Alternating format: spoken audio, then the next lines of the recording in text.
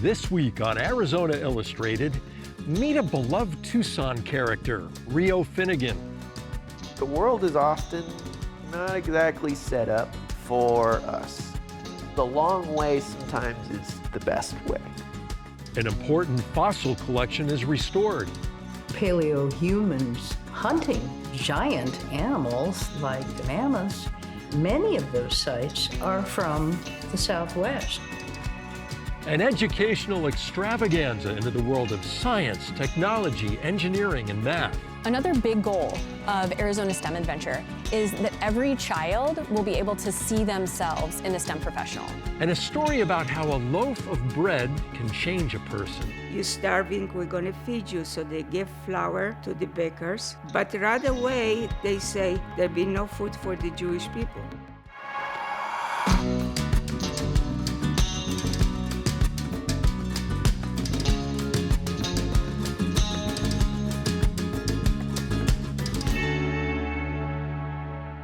Hello, and welcome to another all-new episode of Arizona Illustrated. I'm Tom McNamara.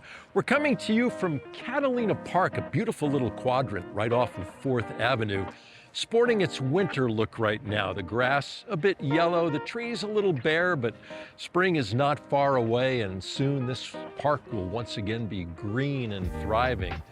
You know, if you've been in Tucson any length of time, you know that this community is full of colorful characters.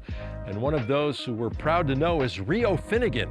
He's very active in the arts and music scene, even though he's confined to a wheelchair. And on his podcast, he's very forthright about his disability. And he uses humor to try to get all of us to talk honestly about the issues affecting the disabled community.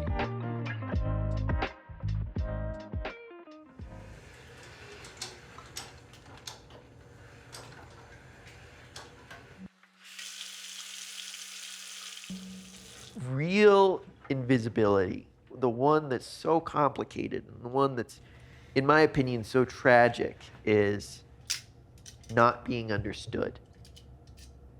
I always think about it, maybe it's a compulsion of mine to be as vulnerable as I can so I can be seen. I have spina bifida, which means that the nerve endings below my waist basically fell out of my body when I was born. So I can't feel anything below there. In high school, I was like, I'm so tired of hating my body. So I wrote down a list of all the things I hated about my body. And it was a long list, but I worked on each one every day. You know, this is interesting. This is the way it moves and the way, you know, it's shaped and everything like that. Like, that can be beautiful. And once you do that, there's something that just kind of just shoots out. It just shines. I mean, anybody can do it. That's the thing. But we are kind of forced to work on that at an accelerated rate.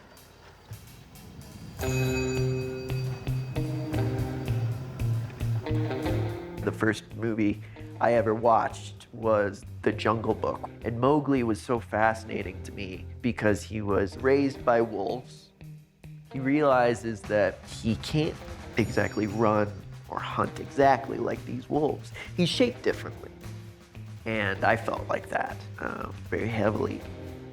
There's lots of can'ts out there. For instance, I can't play guitar. I tried.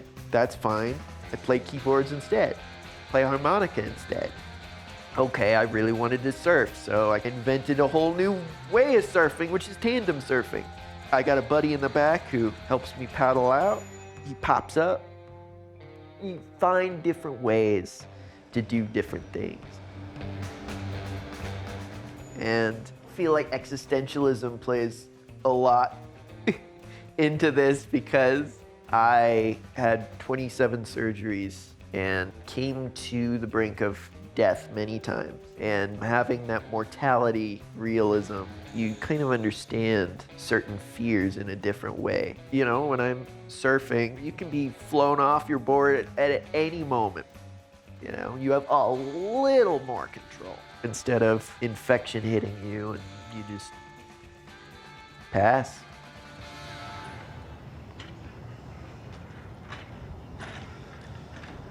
Mowgli goes to the village of the humans. For me, that moment was my mom was like, you should really start engaging with your community of disabled people. So I went to a camp with all people with spina bifida. There was like a pop question. If you could do anything you wanted without any limits, what would that be? And at the time, I really wanted to like travel in India. You know, I wanted to go to the ruins. I wanted to run through the jungle. I wanted to be Mowgli. So at that time, I remember looking into the technology of robotics and prosthetics. And I learned that day that that's a big no-no in the disabled community, mainly because there's a long negativity to prosthetics going like, oh, well, you're giving up your disabled card because you hate yourself. And that wasn't me. I just wanted to run through the woods. The world is often not exactly set up for us. The long way sometimes is the best way. Optimism for me is a kind of survival technique. So I'll go from like downtown to midtown, 45-minute ride. And people are like, Rio, that's insane. Why would you do that? Like, just go on the bus. I'm like, no, it's really nice outside. I got my tunes. That's all I need. Got this thing called autopilot. It's pretty simple.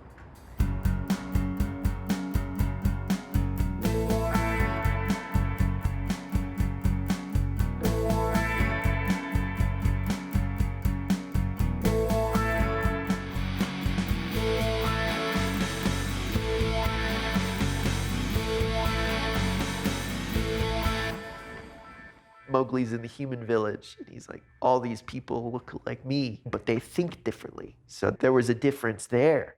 He was a boy trapped between two worlds. Since I was a kid, I always wanted to be a storyteller. I started writing screenplays. Film school was wild, and I just did everything I could. I learned what not to do is exactly what everybody needs to learn. And next February, I'm filming this proof of concept for this show that I'm doing.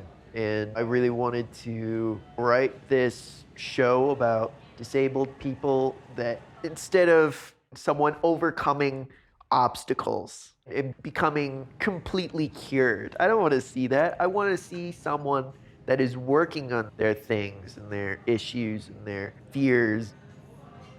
Honestly, also, I just want to see a show where there's a disabled guy just doing his laundry, and then the obstacles that come with that. Like that isn't shot. And mainly, disabled media and film, especially, is written by abled people. So I really fight for disabled writers in the writer's room.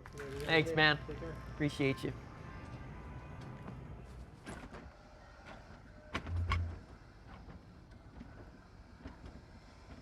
I used a podcast in 2020, started telling my stories, and it felt good, being very honest about my life and, you know, my body and like disabled sex, which is completely different. How we go to the bathroom, you know, and just like being open about that and finding love in that, you know, through that vulnerability. To me, we cannot separate our upbringing, our life experience in general, from our sexuality and what we're into. Like, these are two very ingrained experiences. We accept the biases that society has. We're molded by that. Hey, how's it going? IDs on you? My job is to break that by talking to people. I know. Pretty good, yo. Helping them realize that, first of all, I'm awesome, you're awesome, and this is what I go through, and it's beautiful.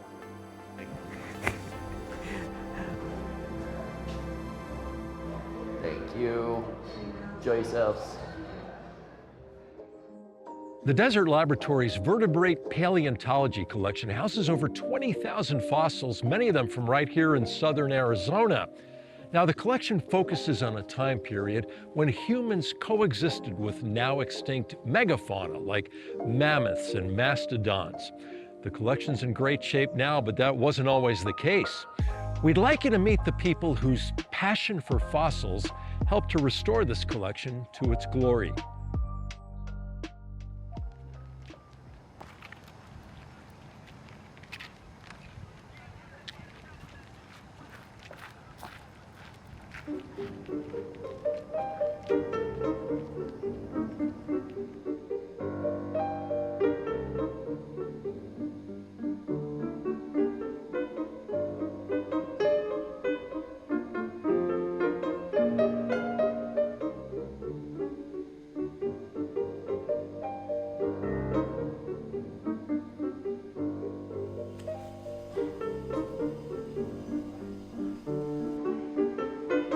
What were the critters were?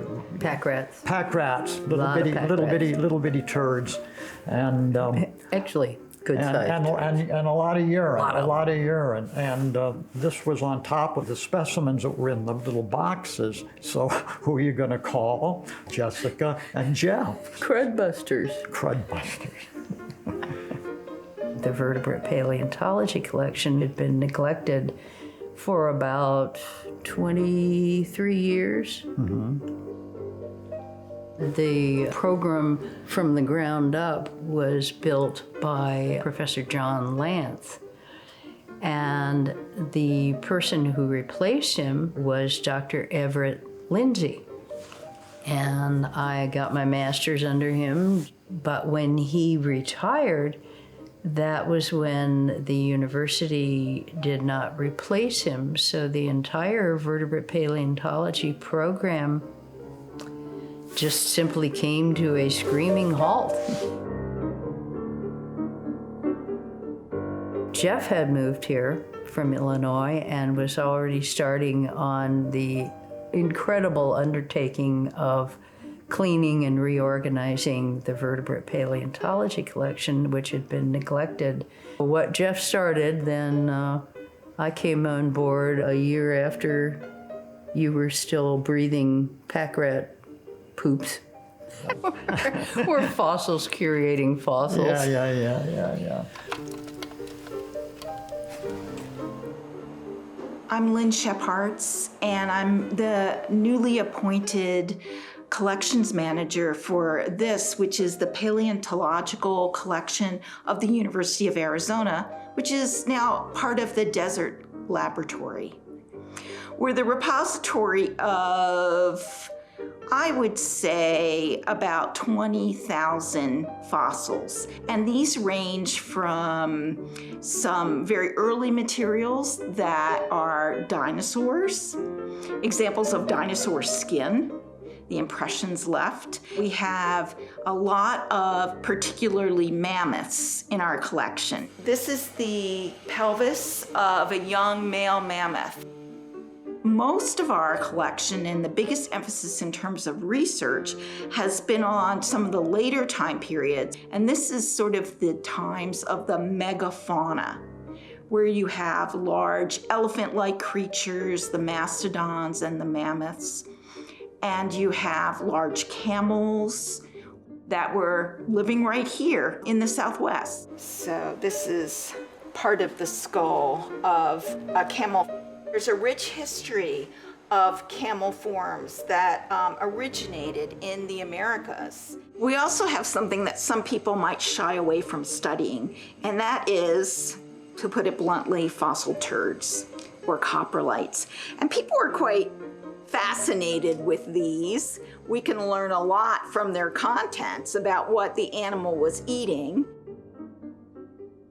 The sites where there is evidence of paleo-humans hunting giant animals like mammoths, many of those sites are from the Southwest.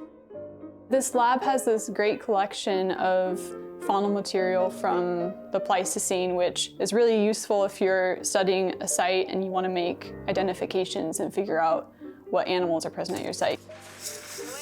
Some of them, look like from extinct animals, and I need to make identifications to figure out what animal they're from. So I've spent a lot of time just comparing what I have with what's here. I've identified camel teeth. There's a mammoth tooth recovered from the site as well.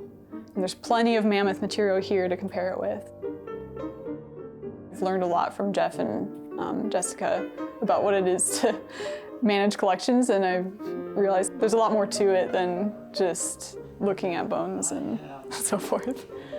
This isn't a very fancy room, you can tell, but it was so lively when Jeff and I were graduate students.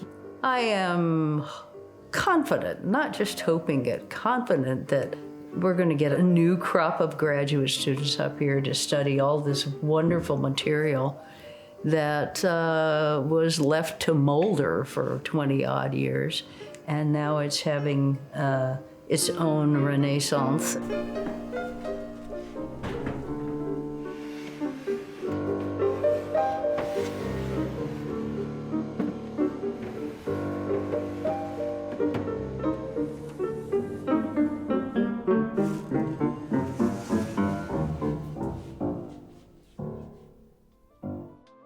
Every fall, over 1,000 4th through 8th graders descend on Pima Community College for the Arizona STEM Adventure. It's an educational extravaganza into the worlds of science and engineering, technology, and math. It's sponsored by the Southern Arizona Regional Science and Engineering Foundation, and the aim is to get the kids excited about pursuing careers in these fields.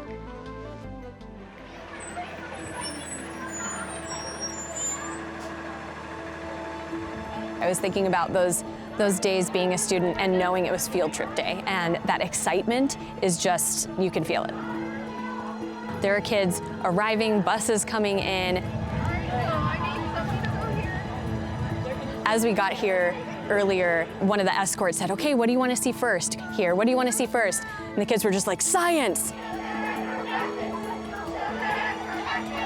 My name is Danny Wright, and I'm the Director of Events and Volunteers at SARSEF, and I'm an event coordinator here with Arizona STEM Adventure.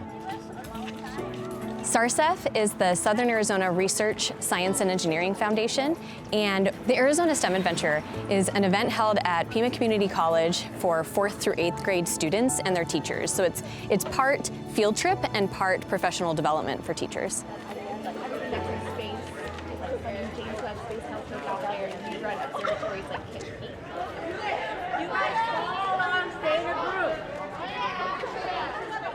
This is a super exciting day for me.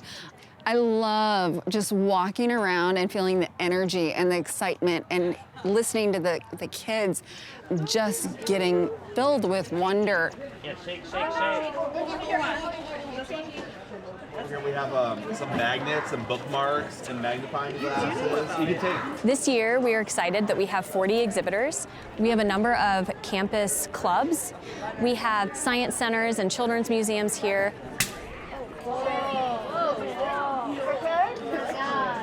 We're talking about robots. We're talking about different ways that computer science can be applied. You want to click on the red piece, and then you're going to rotate around and see the next one. And you're going to click on the next one to build the component. We have a really nice shop that has 3D printers and laser cutter and woodworking equipment. We have a geology sandbox. I'm making my. I should make a whole big one. In this corner, bro, I made my hand look at what? Put your hand like it? We have people making nitrogen ice cream. We have Raytheon Technologies is here making the nitrogen ice cream. We're from Raytheon, and we're going to talk about liquid nitrogen mostly today.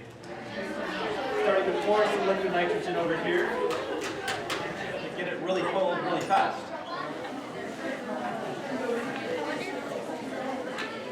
We also have women's chemistry group doing silly putty. That is a very popular attraction.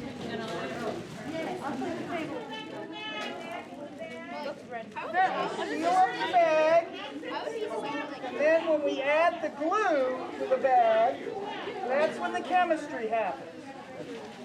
Rub it between your hands like you were trying to warm your hands. Another big goal of Arizona STEM Adventure is that every child will be able to see themselves in a STEM professional. And so part of our plan and part of our hope is to take those preconceived notions and really, we have a group coming up and they are very excited to be here at STEM Adventure.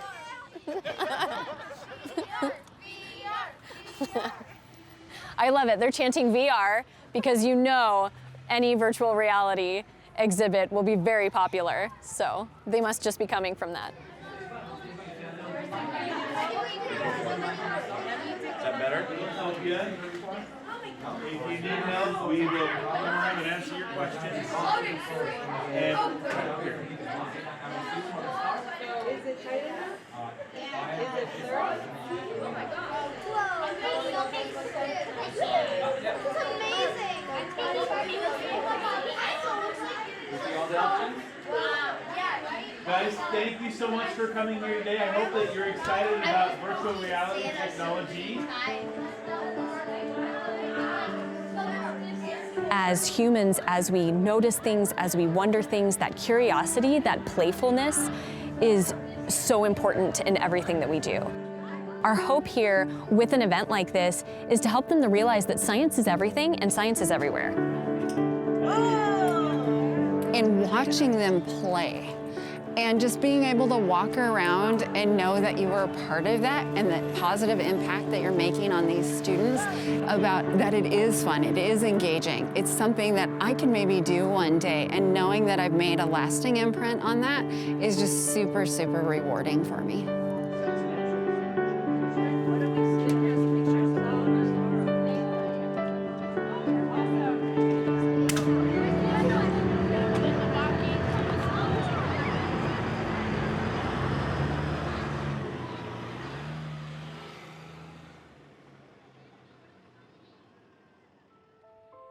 Inspired by Ken Burns' U.S. and the Holocaust documentary series, AZPM enlisted contributing producer Laura Markowitz and videographer Martine Rubio to conduct interviews with 18 of Southern Arizona's Holocaust survivors to preserve them and make them available to everyone as a community resource. Here is one story from that collection.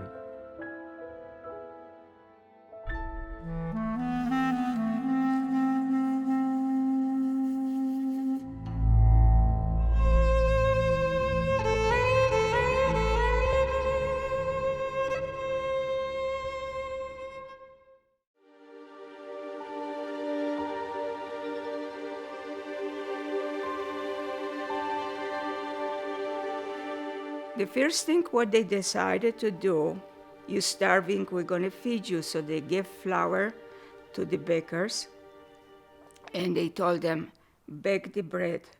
But right away, they say, there'll be no food for the Jewish people. And you know, some of the Jewish people, they dress differently, they look differently. If a person like that would stay in line, he would get pulled, beaten up, and say there's no food for you.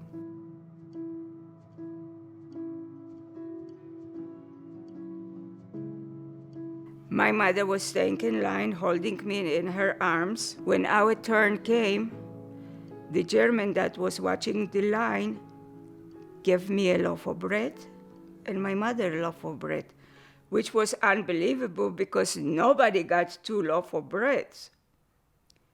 So as we walk, at the end of the line was staying a woman that she was living in our building. And every time that she saw my mother, she would say, hey, look at that Jew woman. And that was not an exception. She said, look at the Jew woman. She has 2 loaves of bread. By the time it's going to be my turn, there'll be no bread left over.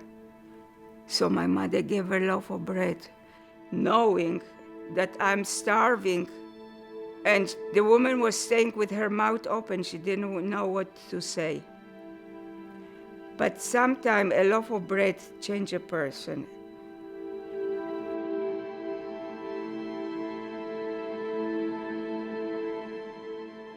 So he took me. I slept in his house.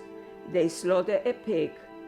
And the fat on the stomach, which is really bacony, you know, with the skin. They wrap around my body.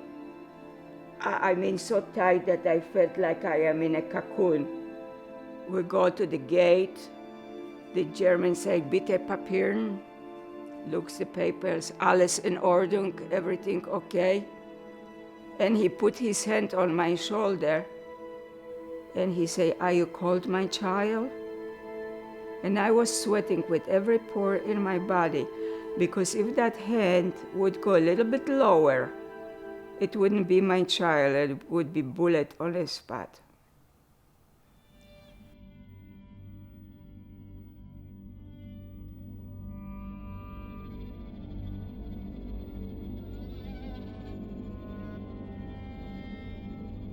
We started walking the streets, sleep in basement, sleep under the steps.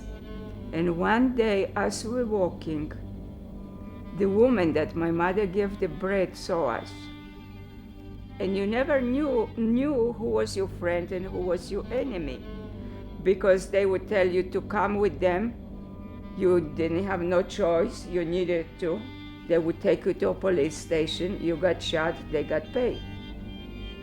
So she said, "What you doing here?" And my mother said, "I'm really looking for a place to stay." So she said, "Okay, come with me." She used to have a building in a cemetery when she was taking orders for headstones. She took us over there to that building.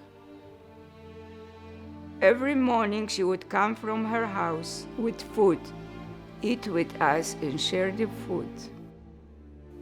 But you see how a loaf of bread can change a person completely. Please stay tuned to Arizona Public Media as this ambitious project continues to take shape. We will be adding interviews and more to the page, azpm.org/Children of the Holocaust, as they are completed.